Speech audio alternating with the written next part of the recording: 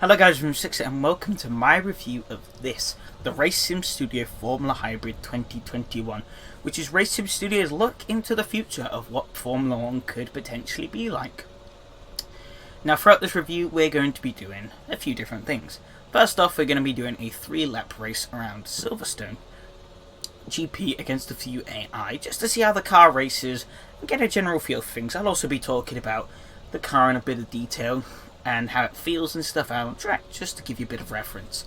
Then we'll be taking it into a few small tests, which will be in direct comparison to the 2019 car, just to showcase some of the differences between the two cars in terms of, to really illustrate how the regulations changes have done. So I got taken up by the end of the last race, but pay attention to the car as we get going. You'll notice the car will spin a bit, and that is because of the ground effect. Returning to Formula 1 in almost, well, I think it's over 40 years actually. It's a pretty long time. Being very careful here for AI. They're on 100% skill and 100% aggression, meaning that they do like to do stuff like that at times. And that's going to clear the track up quite nicely then, and that's going to give us a bit of breathing space to talk about the car. So, of course, the ground effect, yes, that is going to change up the way you drive this car. It is going to be a bit more squirmish and a bit more slippery on the slower speeds. That is something that you will have to deal with, as there's a lot less topside aero, yada yada yada, science, and that. But at high speeds, this thing is planted as anything. And actually, in general, the car does feel, besides being underpowered, the car does feel generally a lot more stable than the Formula Hybrid 2019. So the current regulation set that we have, it does feel really stable. The car. It's just underpowered cannon setting itself at lower speeds, but you know, that's no biggie. Another thing you'll notice here is actually the ride is quite bumpy in this car. That is because of some of the changes to simplify the suspension of these cars. So it's removing stuff like any funky hydraulic gizmos that teams may have up in there, and stuff like that. So it's a lot more rudimentary to help drive the costs down on the suspension sets, which I don't mind. You know, it does make the car a little bit more unpredictable over bumps, which we will see in one of the tests later, where I will compare this to the previous regulation car, and you'll be able to see how it behaves over bumps. Reference. So, yeah, but also, on top of that, the engine rates, they're exactly the same. That is why, in terms of the powertrain side of things, you'll see literally everything is identical. That's because there's sort of been a freeze in the engine regulations until 2025, I believe, which is when they'll probably revamp them. I guess that leaves. It gives the teams and the FIA time, so we're going to try and go for an overtake here.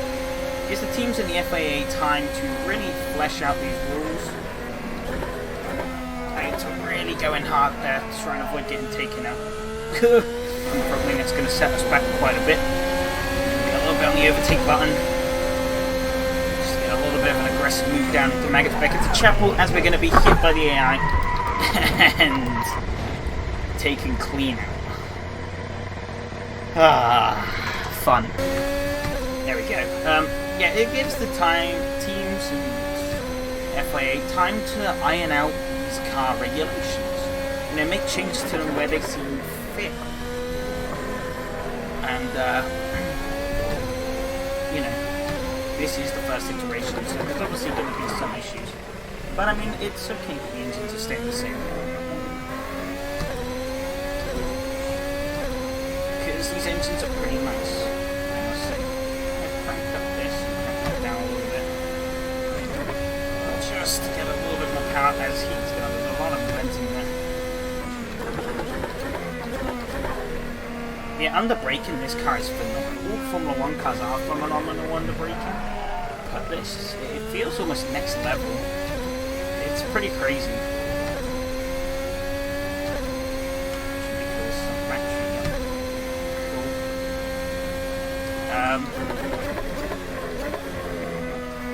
Just something you will notice quite easily about this car, and it's something I really do like.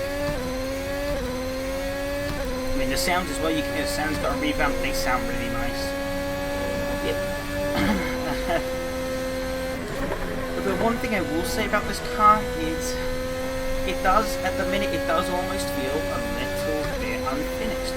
As much as I don't want to say that, I have to say that because that's the truth. Some things on this car do feel like, I mean, the model's pretty much spot on, but it is missing like any damage modeling on it. Like if you hit a wall or something, the car just looks exactly the same as it does normally. Some of the car bits feel a bit odd in how they handle. It's really hard to describe, pinpoint exactly what it is, because some things just don't feel right. I feel like it may need just a little bit more polish, but I think overall this car's pretty nice. So we're going to come around the final corner and we're going to win the race. And that will conclude the first segment of the video, and we will now move on to the test. Now here we are in Highlands Shorts as we come round, and we're going to be doing the bump test. Basically, the backstretch here is full of cobbled roads, meaning it's a perfect place to test how the car reacts to bumps, as you can see across here right now. As you can see, the car does feel like it's a bit all over the place. It's pumping around quite a lot. I'm going to take it nice and easy into this corner. As you can see, it's really bumping around quite a lot.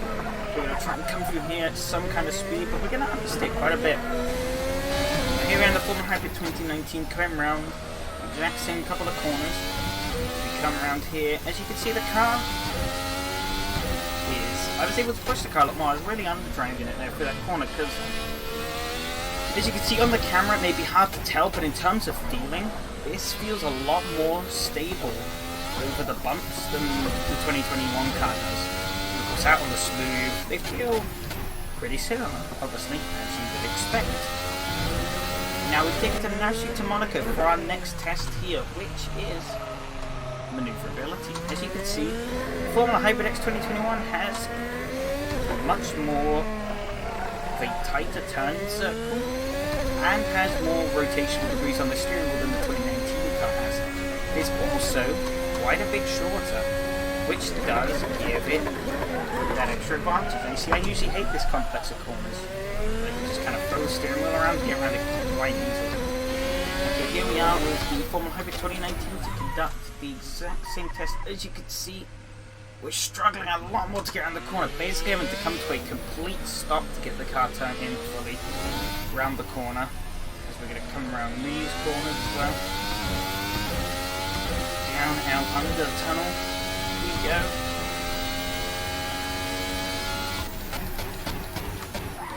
Break at the exact same point.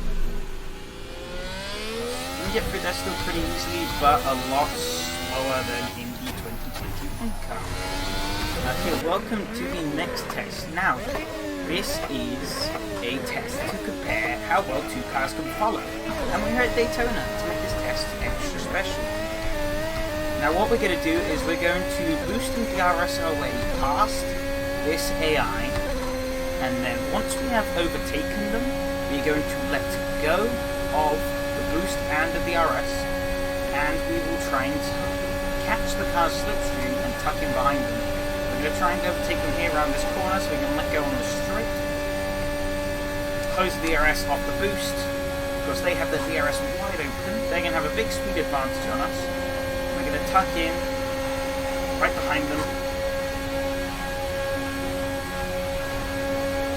No boost, no DRS, you'll see the boost number will steadily go up, and I'm sticking with it. I'm going to actually have to lift off the throttle a little bit to help stay moving. Otherwise I will just go right into the back, and obviously I can't overtake like this. There's no hope in hell. But whilst behind, I can follow so much easier. Because this means it's a great thing, because all I have to do, was considering I wouldn't have DRS, I can boost, and I can overtake them on boost alone.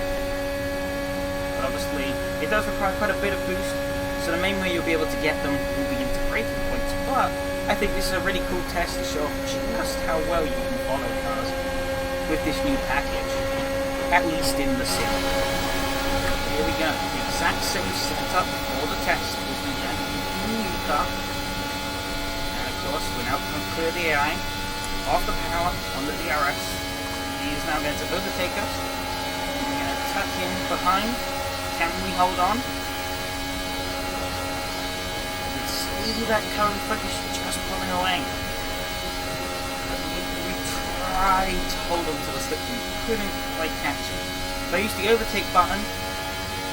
However, you'll start to see the point where the slipstream starts to take into effect. Here it's just having an effect on the car. I'm just losing out on it. I mean, you know, it's quite difficult to make that. If I bring in closer, you'll see now while I'm here, I'm actually able to tuck in behind them quite nicely, but it is a lot more effort required than it is in the 2021 car. I tuck out to the side of them, obviously, going to be able to level them out. But again, it's a lot harder to overtake than the 2021 car, as we're going to make a mistake here and go down onto the grass, onto a very special final test, just to see the comparison between these two tests. We're here at Maginot, at least I presume that's open up to a head-to-head race, 2019 versus 2021. Now the one, obviously, this track is quite short and involves a lot of handling sections. As we're going to get to the exit of that corner, we're going to see how much, if at all, of a handling advantage, or of an advantage handling has over the sheer power of the current cars. See if they can make up any lap time in the process, which looks like, as it currently is going to be very hard to do. We're going to crack open the DRS, full boost down the straight. We're going to crank the car up into a higher power mode for the rest of the race, as I believe we can hold it. We're going to come around here into these very twisty corners. As you can see, the 2019 cars are leaving us in the dust. Obviously, we knew that the 2021 cars are going to be slower. But, obviously, maybe I would have thought that these cars would stand a bit more of a chance, providing that it was a more handling-oriented circuit. Which, that just isn't the case. Because the advantage you get really come on the very sharp corners like these, which is something that you don't very frequently get at all. And the current regulation cars are still, nimble as anything.